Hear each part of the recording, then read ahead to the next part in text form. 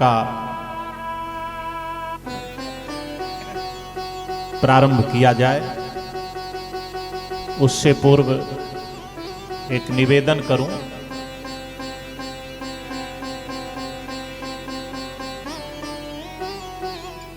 पुत्र किसे कहते हैं?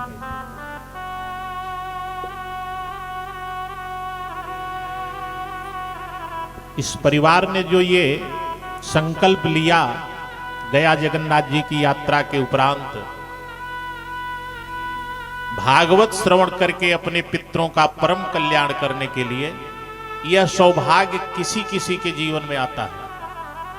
माता पिता की चल अचल संपत्ति के उत्तराधिकारी बन जाते हैं। मरने के बाद हर जगह से नाम कटवा के अपना नाम चढ़वा देंगे, वारिस करा लेंगे जल्दी जल्दी, लेकिन उन पूर्वजों के कल्याण के निमित्त कुछ नहीं करेंगे जिनका सब कुछ लेके मालिक बन के बैठ गए। लिखा हुआ है शास्त्र में, पुत्र किसे कहते हैं? जीवतो वाक करणात छया हे भूरि भोजनात् गया पिंड प्रदानंच त्रिभिः पुत्रस्य पुत्रता। त्रिभिः पुत्रस्य पुत्रता।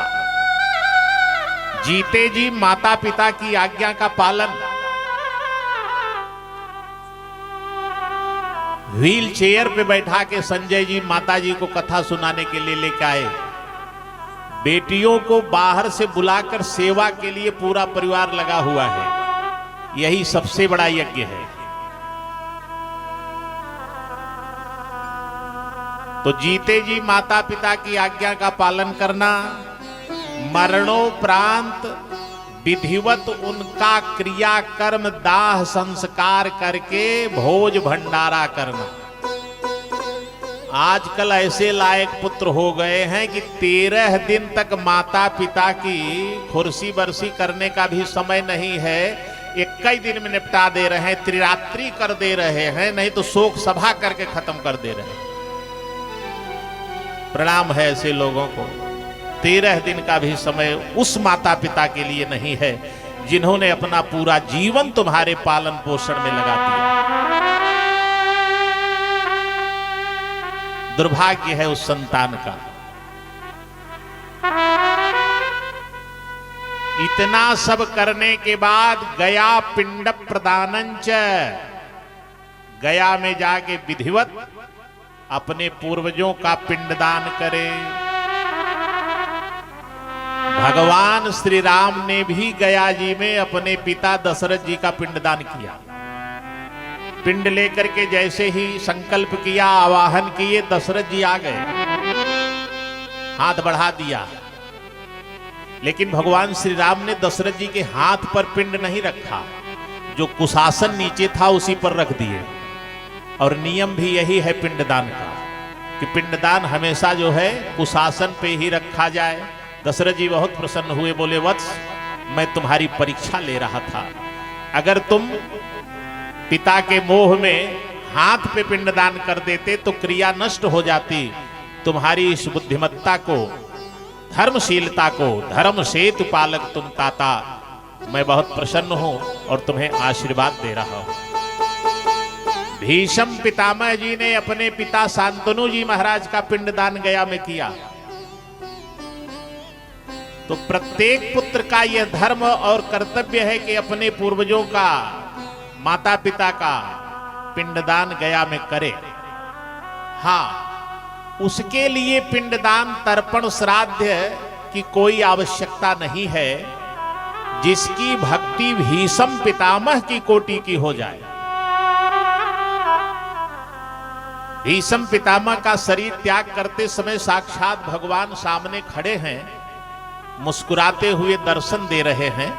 अगर ऐसा सौभाग्य किसी जीव का हो तो उसके लिए पिंडदान और तर्पण श्राद्ध की आवश्यकता नहीं है, क्योंकि पूरा संसार ही भीष्म जी को पितामह मान के, आचार्य जी बैठे हुए हैं, जब आप तर्पण करते हैं तो पहले जो है आप उस तर्पण में भीष्म पितामह जी का तर्पण करते हैं मंत्र पढ़ के।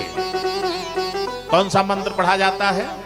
वैयाग्र पद गोत्राय सांकृत्य प्रभराय च अपुत्राय ददामि तद जलम भीष्माय बर्मणे।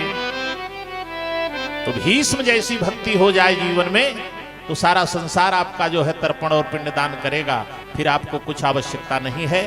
नहीं तो हर पुत्र का यह कर्तव्य है कि अपने पूर्वजों के कल्याण के निमित्त कार्य करे। मिश्रा जी के पूरे परिवार को साधुवाद आशीर्वाद, जिन्होंने ऐसा दिव्य पवित्र संकल्प कार्तिक के पवित्र मास में लिया। और बड़ा सुंदर निर्णय, महीना भी पवित्र, समय भी उत्तम, और हमारे परम शोहित शंकर जी की प्रेरणा से आचार्य का भी चयन उन्होंने सुंदर ढंग से किया। आचार्य की क्वालिटी होनी चाहिए, ब्राह्मण हो, ब्राह्मणो वैष्णो विरक्तो दृष्टांत कुशलो, तो सब ठीक है, ठीक है। संगीत भी सब ठीक है, ठीक है। बड़ा बढ़िया भजन वजन सब सुना ही रहे हैं। अब 7 दिन में आपको पता चलेगा, इतने अच्छे महान है बेचारे, सब ऐसा ऐसा भजन सुनाएंगे कि आप जो है आनंदित हो जाएंगे। तो सारा चुनाव और निर्णय जो है बड़ा उत्तम कोटि का है। आइए अब हम आप जो है कथा की भूमिका में प्रवेश करें। यह कथा कहां प्रारंभ हो रही है? नैमिषारण्य की पावन धरती पर। नैमिषारण्य कथा की भूमि है प्रभु प्रेमी।